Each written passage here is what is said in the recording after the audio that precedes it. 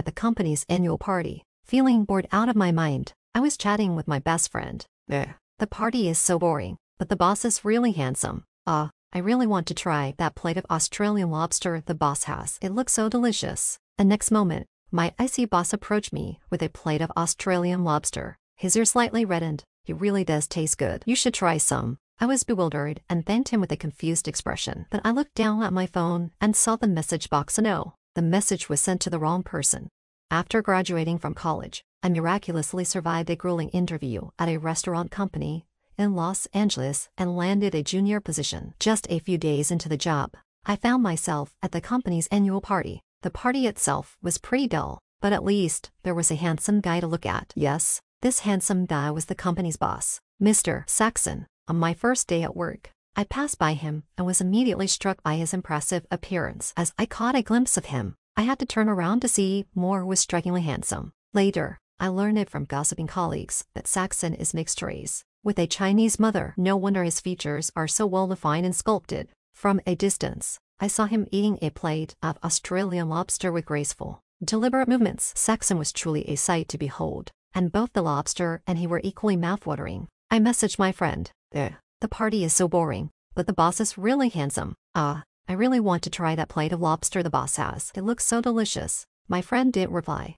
so I continued to pass the time on my phone. Suddenly, I felt someone tap my shoulder from behind, I turned around and frowned in shock. Standing before me was a young and handsome-faced Saxon himself. Yes, my icy boss was holding a plate of fresh Australian lobster and, with a slightly flushed face, said, "It really does taste good. You should try some." What? How did he know I had been eyeing that lobster for so long? I was confused and repeatedly thanked him, feeling like a question mark. Then I looked at my message box and no, the message was sent to the wrong person. He's actually quite nice. I used my fork to pick up a piece of lobster meat and took a big bite. The lobster was indeed tender and delicious, but my mind was preoccupied with the recent events, making me somewhat distracted from the taste. What must he think of me? A lovesick employee drooling over the boss's good looks. Who knows what impression I've left on him? With mixed feelings, I ate the lobster, which seemed to have 1,000 flavors. Despite the awkward situation, the Australian lobster inspired me with some new ideas. I work in the food development department, where we focus on developing new products and updating recipes. One of our best-selling products is Italian dumplings with pork and beef fillings. This month, we needed to launch a new flavor. Having tasted the Australian lobster, I thought the delicious lobster meat might add an unexpected twist to Italian dumplings. I sautéed onions, green peppers, and mushrooms with salt, then mixed in cooked lobster meat and sauce. I put it all into a baking dish, added a layer of egg wash, and sprinkled cheese and bay leaf flakes on top, baking it until golden brown. The result was both visually appealing and delicious. My colleagues unanimously agreed that the lobster-filled Italian dumplings tasted fantastic. The new flavor boosted sales and earned the company a top-selling award. Each top-selling award is presented personally by the boss at the company's banquet. That meant Saxon would be awarding me. I was somewhat excited about receiving the award from Saxon himself, but unfortunately, just before the banquet, I twisted my ankle and had to attend the event in high heels. I sat in the audience, hoping the award ceremony would go smoothly. Saxon stood on stage, looking elegant and drawing everyone's attention. He took the microphone and said in his deep, magnetic voice, "Next, I'm presenting the company's top-selling award for this quarter. The winner is..." My heart skipped a beat, and I quickly adjusted my appearance. "Miss Fanny," he paused and added, "please come up to the stage to accept your award." Hearing this, I stood up from my seat, enduring the pain from my twisted ankle as I made my way up the steps. However, an unexpected mishap occurred. I lost my balance and fell down the stairs. As I braced myself for a clumsy fall, a pair of strong, slender hands grabbed me around the waist. "Wow, Saxon just played the hero," someone in the audience exclaimed. "I envy Fanny. That's Saxon. Saxon was so cool, catching Fanny like that." My colleagues excitedly discussed the incident. Saxon adjusted the microphone and signaled for silence. I straightened up, walked to the microphone, and gave my acceptance speech. "Thank you for awarding me the top-selling prize this quarter. I'll continue to work hard to develop more high-quality products for the company." After bowing, I was about to leave the stage when Saxon came close behind me and whispered in my ear, "Well done, Fanny. I've noted your name." I looked back at him and saw him smiling slightly, his gaze fixed ahead. His words left me feeling flustered as I hurried off the stage. After the banquet, guests said their goodbyes and left. I was feeling a bit sore from my twisted ankle and still had to walk to the subway to get home. As I limped along slowly, someone called out to me from behind, "Fanny, wait a moment." I turned around to see it was Saxon. I was stunned and asked, "Saxon, is there something you need? You've hurt your ankle, right? I'll give you a ride home." Ah, he's really quite kind. I looked at him gratefully and followed him to the parking lot, where he opened the car door for me. Wow, Saxon is so considerate and gentlemanly, I thought to myself. He asked for my address and drove me there while I sat in the passenger seat. The car was quiet, and as I was about to find something to talk about, Saxon spoke first. "Fanny, you just joined the company this year, right?" "Yes, I graduated from college last year," I replied. "Did you study this in college? How did you end up as a food developer?" He asked gently. "Actually, I was reassigned to food science in college, but choosing this career was my own decision," I explained. "When I was young, my parents were always busy with work and didn't have time to cook for me, so I stocked up on a lot of Francine foods in the fridge." Hearing this, Saxon smiled slightly, and every time I ate those Francine foods, I felt very satisfied and thought that it would be great if I could make such food for more people when I grew up. "That's quite inspirational." Saxon nodded. "By the way, how is your ankle? I noticed you were limping when I saw you earlier. Is it okay?" he asked, glancing at me. "It's fine. I twisted it while rushing to the subway today. It'll get better after a couple of days of rest," I replied. "Make sure to apply some medicine when you get home so it heals faster," he advised politely. "Thank you for caring about your employee, boss," I said with a smile. "Do you have any medicine at home?" he asked. I'm not sure. I'll check when I get back," I answered. Coincidentally,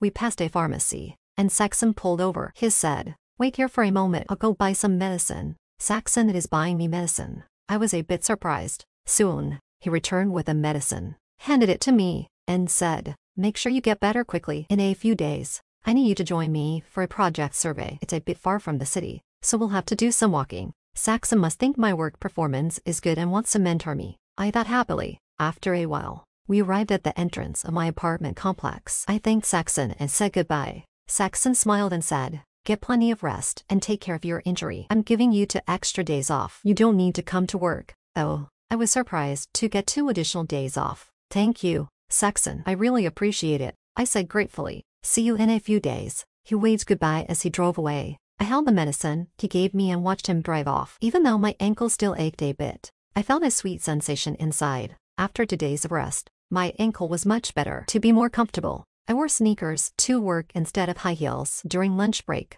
Saxon found me and said he would take me to the project survey in the afternoon. I remembered he had mentioned this before and gladly went with him. I sat in the back seat while Saxon drove from the front. With the sun blazing, I cranked up the air conditioning and leaned against the car door, planning to rest a bit. As sleep gradually overcame me, Saxon's handsome profile blended into my dreams. In this brief sleep, I dreamed that Saxon gave me a raise and smiled sweetly. The sound of even breathing came from the back seat. Saxon glanced in the rearview mirror and saw that Fanny was sound asleep. He thought to himself that she looked quite cute sleeping so quietly, and wondered what she might be dreaming about with a smile. I woke up thirsty. Having eaten a salty lunch, I asked Saxon if there was any water in the car. "Nothing else, but I can stop and get a bottle after driving for so long. I'm a bit tired and could use a break." As Saxon spoke, I found a place to pull over and parked the car. I got out of the car and noticed a small shop not far away, so I ran over to buy a bottle of milk tea and a bottle of mango juice, then headed back to the car. I asked Saxon, "Do you want milk tea or mango juice?" "Mango juice, please." Saxon took the mango juice, opened the bottle, and started drinking. The car was parked under some trees, and a cool breeze was blowing in. We enjoyed our drinks and felt relaxed and at ease. We chatted casually about work as we continued our journey. After driving for a while longer, we finally arrived at the coastal village we were researching. As the name suggests, the coastal village was surrounded by the blue sea. Although it was geographically remote, the scenery was incredibly beautiful. Saxon and I got out of the car and walked along the edge of the coast. I closed my eyes, listened to the sound of the waves crashing against the shore, and felt the gifts of nature. As we walked, I realized my shoelaces had come undone. I accidentally tripped and almost fell. Saxon quickly caught me and pulled me into his embrace. I could hear his heartbeat and feel how broad and solid his chest was. "How come you're so careless again?" he said with a slight chuckle, scratching his head. My shoelace came undone, and I accidentally stepped on it," I stammered. Before I could react, he knelt down and tied my shoelaces. "My boss is tying my shoelaces," I thought with a secret delight. The sun was shining on the sandy beach, and the sea breeze brought a refreshing coolness. Saxon walked ahead, leaving a trail of footprints in the sand. I followed in his footsteps, feeling cheerful and elated. After that research trip, I didn't see Saxon for a while. Actually, he didn't come to the office often, so opportunities to meet him as an ordinary employee were rare. One day, I suddenly got a call from Saxon. He said he was going on a business trip to Los Angeles and wanted to take me along. So, we went to Los Angeles for the business trip together. By the time we arrived, it was already late, and we went straight to the hotel. To my surprise, I ran into my ex-boyfriend, Blair Crofts. Here, he was apparently visiting Los Angeles with his new girlfriend, and was waiting in line at the front desk. He saw me and waved from a distance. "Fanny, long time no see, long time no see," I replied somewhat stiffly. Saxon witnessed the exchange and seemed to understand something. Blair Crofts and his girlfriend walked over to us. Upon closer inspection, I realized his girlfriend was Kathy Morse, a former classmate of mine. What a small world, I thought silently. Kathy Morse also recognized me and, looking a bit surprised, said, "Oh, it's Fanny. I didn't expect to run into you here." "Yeah, what a coincidence," I said with a hint of awkwardness. "Blair Crofts has mentioned you. I heard you're working at a good company in B-City. How are things going?" she asked, a bit condescendingly. "Not bad," I replied dismissively, not wanting to engage too much. "Really, you're working at a big company, but still dressing so simply," she observed. At this moment, Saxon stepped forward and addressed Kathy Morse directly. "Our Fanny is naturally beautiful, and her simple appearance is already stunning." "Who is this gentleman?" Blair Crofts asked, puzzled. "Nice to meet you. I'm Saxon, Fanny's boyfriend," Saxon said, jumping in before I could speak. He handed his business cards to Blair Crofts and Kathy Morse. Blair Crofts and Kathy Morse glanced at the business cards, looking a bit surprised. I was even more shocked. "What is he trying to do? Pretend to be my boyfriend?" "Fanny, is it true you're dating your company's boss?" Blair Crofts asked, clearly taken aback. "At work, I'm the boss, but in private, Fanny is the boss," Saxon responded warmly. It seemed he really intended to pretend to be my boyfriend. Maybe he wanted to take down the arrogance of this couple. As my brain was overheating, Saxon suggested, "Since we've met, why don't we all have dinner together?" Kathy Morse and Blair Crofts agreed, so the four of us went to a high-end restaurant. It seemed like the show wasn't over yet. "Tonight, I'll treat Fanny's friends to dinner. Please enjoy," Saxon said as he took the menu and ordered all the most expensive dishes. When the food arrived, I began to enjoy the rare and expensive dishes with satisfaction. Suddenly, Saxon reached out and wiped some food off the corner of my mouth. I quickly grabbed a napkin and nervously said, "Thanks. I can handle it myself." Help, he's really getting into character. It's not common for employees and bosses to date. "How did you two get together?" Kathy Morse asked, resting her chin on her hand and blinking. "I fell for her at first sight, so I kept pursuing her," Saxon said seriously. "First sight? He's really good at spinning a story. This guy must have had a lot of girlfriends," I thought. Kathy Morse immediately looked at me with envy, while Blair Crofts remained silent. I felt from the first time I met Fanny that she was the one destined for me. Saxon continued, "But I had to put in a lot of effort to win her over," he added with a smile. "Really, Fanny, was he that hard to get?" "What didn't you like about him?" Kathy Morse asked, puzzled. "When we met for the second time, I proposed to her. She was probably so shocked that she immediately turned me down," Saxon said with a grin. "Is he making things up as he goes along?" My internal alarm bells were ringing. After thinking for a moment, I added, "So, you shouldn't be so hasty about proposing marriage." Hearing this, Saxon hugged me and said with a smile, "Our Fanny is very pure, and often keeps me on my toes." Kathy Morse and Blair Crofts laughed along, though with mixed feelings. After dinner, they thanked Saxon for the treat and prepared to head back to their rooms. Saxon called out to them, saying, "Hold on a moment. Your rooms are on the second floor. I've upgraded you to a deluxe suite." Kathy Morse and Blair Crofts were stunned and repeatedly thanked him. This guy had quietly upgraded their room to a deluxe suite. He's really quick with his actions, I thought. While I was lost in thought, Saxon's hand suddenly grabbed mine firmly. "We're heading back to our room now, so good night," Saxon said politely to Kathy Morse and Blair Crofts. "Wait, our room? Does that mean we're sharing a room?"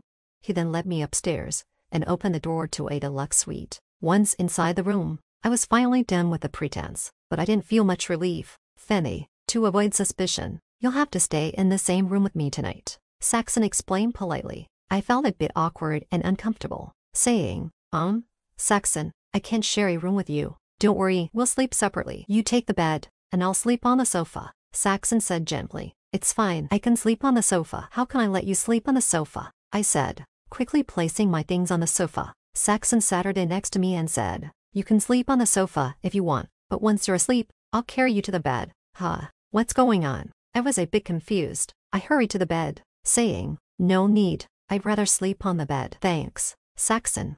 Seeing my nervousness, he looked down and chuckled softly, muttering, so cute. I pretended not to hear and rushed to the bathroom to wash my face to ease the awkwardness. Since the water was running too high, my clothes got wet. I took off my soaked shirt and put on the bathrobe hanging on the wall. Wearing just the bathrobe felt very strange, but it was uncomfortable to stay in wet clothes, so I had to make do. I steeled myself, opened the bathroom door, and hoped Saxon wouldn't notice me. But as soon as I stepped out, I came face to face with him. He looked at me in just the bathrobe and slightly raised the corners of his mouth. Well, let's go to bed, I said, not wanting to talk anymore, and walked into the bedroom, turning off the lights. Good night, he said, coming over to close the door and speaking to me gently. That night, I dreamed again. This time, it wasn't Saxon giving me a raise, but Saxon buying me a beautiful dress. To my surprise, when I woke up, the dream had come true. When I woke up, Saxon was already gone from the room. I checked my phone and saw a message from him.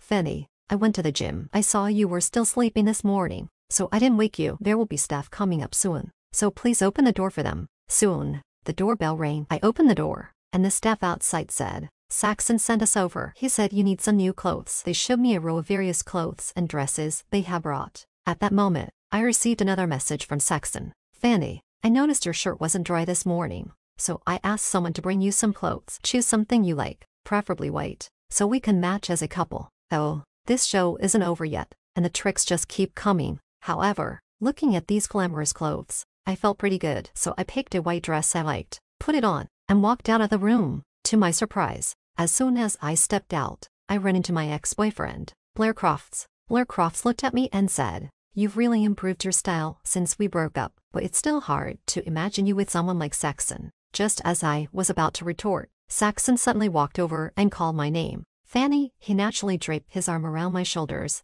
and said to Blair Crofts, good morning, Blair Crofts. Is there something you need from my girlfriend? No, Blair Crofts stammered, clearly intimidated by Saxon's presence, and quickly waved his hand. If that's all, we'll be on our way. We have plans for today. Goodbye, Saxon said expressionlessly. Then, still holding the bewildered me, left the hotel. Saxon's plans referred to work. The work went smoothly, and to our surprise, we completed the business trip's tasks in just one day. Back at the hotel, as we were preparing to pack up and leave the next day, there was a knock on the door. When I opened it, I found Kathy Morse and Blair Crofts. We came to invite you to join us for a day out at sea tomorrow. It's not every day we get to meet, so why not spend some time together? Kathy Moore said. Well, Saxon has some last-minute work to take care of and plans to head back tomorrow. I hesitated. That's a shame. You've only been here 2 days, Kathy Moore said. Frowning after a pause, she added, Fanny, why don't you stay and have fun with us? Let your boyfriend go back alone. After all, he's the one with work waiting, not you. What do you think? Before I could decide how to decline, Saxon spoke up. Let's do this. I'll call to reschedule the work, and we can both stay and enjoy one more day. Saxon hates wasting time. Why would he choose to stay here and pretend to be my boyfriend rather than delaying work? I was puzzled. Before I could react, Saxon smiled gently and said, since we're here, why not stay and have one more day of fun? Okay, I was so caught up in his smile that I agreed without much thought. The next day, after breakfast, the 4 of us headed to the seaside. A yacht soon approached. Saxon went up the yacht stairs first and then reached out his hand to me. Come on, baby. With the sun behind him, he was bathed in a golden glow. Before I could step up, Blair Crofts asked in confusion, we didn't book the yacht, do we? Did you arrange it? Oh, no, this yacht belongs to my family. My dad used to love going out to sea. Saxon replied casually. What? This yacht is his family's. They have a yacht-in-law. I was shocked. Rich people are really different, Kathy Morse commented with a smile. So, the 4 of us boarded the yacht, went up to the 2nd floor, and started chatting while enjoying the sea breeze. I'm curious, what do you like about Fanny? Kathy Morse asked Saxon. When I first met Fanny, I couldn't believe how someone so beautiful and charming could exist. Everything she does is so adorable and captivating, Saxon said. So when I met her again, I impulsively proposed. After she rejected me, I was very upset at that time. My family was pushing me into blind dates, but even when I was on those dates, my mind was still on Fanny. Wow, this guy really just speaks his mind without any pretense. I mentally gave him a standing ovation. She thought there was too much of a difference between us, and even after knowing my feelings, she was very hesitant. I had to put in a lot of effort to get her to give me a chance. As he spoke, Saxon held my hand tightly and looked at me with utmost affection. Wow, I'm so envious of Fanny, Kathy Morse couldn't help but say. At this moment, Blair Croft suggested we go sea fishing, so we started fishing. While fishing, I suddenly felt weak. Not sure if it was from the heat or something else. I slipped and fell. Fanny, are you okay? Saxon quickly caught me and anxiously checked on me. I'm fine, just feeling a bit overheated, I weakly replied. No, we need to go to the hospital right away. With that, Saxon had the yacht turn around and head back to shore. Kathy Morse and Blair Croft stood by, looking helpless. Soon, Saxon took me to a nearby hospital. After an examination, the doctor said there was nothing serious, just needed some rest. Saxon finally relaxed and took me back to the hotel. Back at the hotel, I felt a bit dizzy again, so Saxon called a doctor, who came and administered an IV drip right on the hotel bed. I fell asleep, and when I woke up, it was already the next morning. When I woke up, I saw Saxon sleeping by my bedside. The morning sunlight gently illuminated his face, highlighting his fair skin and long eyelashes. Did he really stay up all night keeping watch over me? I wasn't sure how to express my gratitude for his care. Saxon slowly opened his eyes and softly said, Fanny, you're awake. How are you feeling? Much better. I'm okay now, I replied, not wanting to worry him. That's good, he said, looking relieved and smiling. The next day, we flew back home. At the airport, we took a ride back together. When the car reached the entrance to my neighborhood, he got out and said goodbye. Thank you, Saxon. Well, I'll head home now, I said. Get some rest and take the day off tomorrow. You probably haven't fully recovered yet. Another day off. That's great. I was so excited that I asked without thinking, why are you being so nice and caring towards me? Because I like you, Saxon said sincerely, looking into my eyes. Because I like you. Did I hear that right? Am I dreaming? What an unexpected plot twist. I pinched myself and realized I wasn't dreaming. Saxon, I'm going to head back now, I said, unsure of how to respond, and hurriedly walked away. Wait, Fanny, Saxon called after me. I know you might be a bit overwhelmed right now, but it's okay. I'll give you time to think it over, and you can answer me when you're ready. Saxon's voice was very gentle. I turned around, bowed to him, and said, okay, I'll think about it. With that, I blushed and ran back home like I was fleeing. After Saxon confessed to me and kissed me, I didn't know how to respond. The next day, I still didn't know what to say. 2 weeks passed, and I still hadn't figured out how to answer Saxon. After dragging it out for 2 weeks, I still hadn't decided how to respond to Saxon. One day, while I was in the office hallway getting a glass of water, I turned around and saw Saxon. He walked toward me, cornering me against the wall. Oh no, is he here to demand an answer? Fanny, have you made up your mind? He asked, staring intently at me. I glanced around and thankfully no one was nearby. You don't have to worry about what others think. Just focus on how you feel, he said, noticing my anxiety. I'll try. I'll do my best to address your concerns, he continued, sounding sincere and earnest. I was touched and instinctively stood on tiptoe to kiss his cheek. He was taken aback for a moment, then leaned in and kissed me deeply. My lips welcomed his kiss. Feeling warm and comfortable, I gently pressed against his kiss, exploring its warmth, and the entire universe seemed to spin around us. He broke the kiss and stepped back. We gazed at each other, and in the interplay of light and shadow, I felt a flow of emotions going against the routine of daily life. Saxon's dark eyes were bright and captivating. My face was close to his but not too near, and it wasn't turning or moving away. It just felt very close. Then he carefully leaned in again, tilting his head slightly, and kissed me once more. After that kiss, I didn't remember how I got back to my desk. I was dazed and distracted for the rest of the workday. By the time I realized it was already time to leave work, and my colleagues began discussing where to eat. Jessie Bryan, who sat her day next to me, mentioned that her boyfriend had received a big bonus and was taking her to dinner at the Vista Hotel. I heard Saxon will also be going on a blind date at the Vista Hotel in a few days. Jessie Bryan said to me, what, did I hear that right? He's going on a blind date. This news hit me like a thunderbolt and snapped me back to reality. How do you know that? I quickly asked Jessie Bryan. I accidentally overheard Saxon talking to his dad on the phone. I wonder what kind of woman Saxon would go on a blind date with. I guess it's probably the daughter of some big group, Jessie Bryan said with a smile. Gossiping. I wasn't in the mood for gossip. My face turned pale. Jesse Bryan noticed something was off and asked if I was okay. I waved her off, saying I was fine. How could I be fine? He confessed to me, kiss me, and now he's going on a blind date with another woman. Maybe he wasn't serious about me at all. Maybe I was just a little dessert after his meal, a pet for a wealthy playboy to toy with. Jesse Bryan might be right. Who knows? He might be going on a blind date with some rich heiress tomorrow. How could an ordinary employee like me be taken seriously? The more I thought about it, the more my heart ached, and I almost cried. The next day, Saxon sent me numerous messages that I didn't reply to. Fanny, I couldn't sleep all night, just thinking about you. Fanny, why aren't you responding? Fanny, you were the one who kissed me first yesterday. Why are you pretending it didn't happen? Crying face. PG. Looking at the down scenes of messages on my phone, I was still angry and just wanted to ignore him. I don't want to deal with a guy who's going on blind dates with others. To my surprise, when I got home from work, I found Saxon had parked his car at the entrance of my neighborhood, waiting for me. Okay, since he came all the way here, I need to get some clarity. So, I opened his car door and got in. Fanny, he said, looking at me with a pitiful expression. Seeing that I wasn't speaking, he reached out and took my hand. I flinched but then pulled away. Why are you acting like you don't know me? Didn't you already agree? And you were the one who kissed me first yesterday, he said, almost in tears. Are you going on a blind date with someone else? I asked straightforwardly. He was taken aback, then smiled again and said, oh, so that's why you're jealous. Please answer me directly. Are you going on a blind date with someone else? I insisted firmly. How could I leave the woman I love to go on a blind date with someone else? My family did set up a blind date for me, but I already turned it down, he said, pulling out his phone. See for yourself. I took his phone and looked at the screen, which clearly displayed a message he had sent. Sorry, I'd already have a girlfriend. I won't be attending this blind date.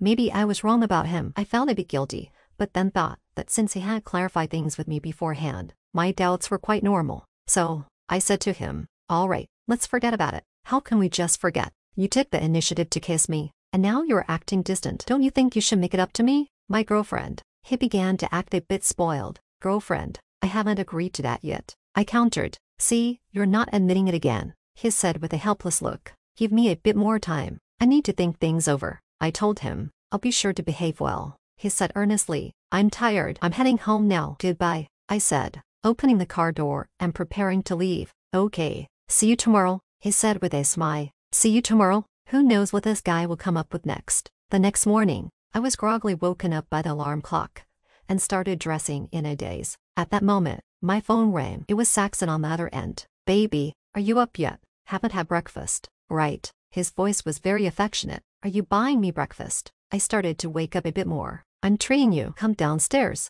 and we'll go together. But I have to go to work later, and I haven't even gotten ready yet.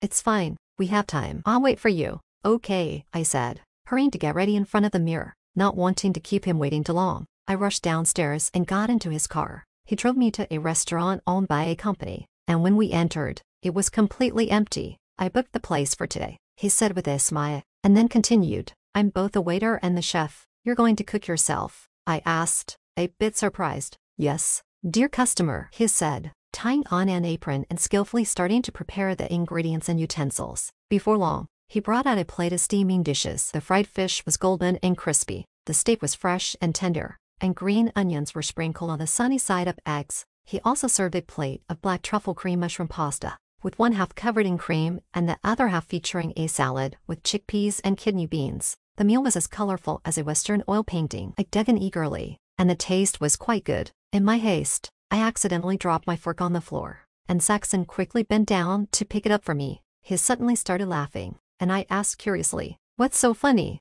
Look at your socks. Silly. I looked down and saw that I was wearing two different colored socks, one yellow and one green. I was afraid you'd wait too long this morning, so I rushed, I said, feeling a bit embarrassed. While I was still feeling awkward, he suddenly stood up and kissed me. I closed my eyes, and the world fell silent. I felt a sweet emotion slowly flowing through me. The world seemed to tremble, and I was immersed in an indescribable warmth and tenderness. You're really cute, he whispered in my ear. Will you be my girlfriend? He pressed on. Will you be my girlfriend? This beautiful lady, he repeated.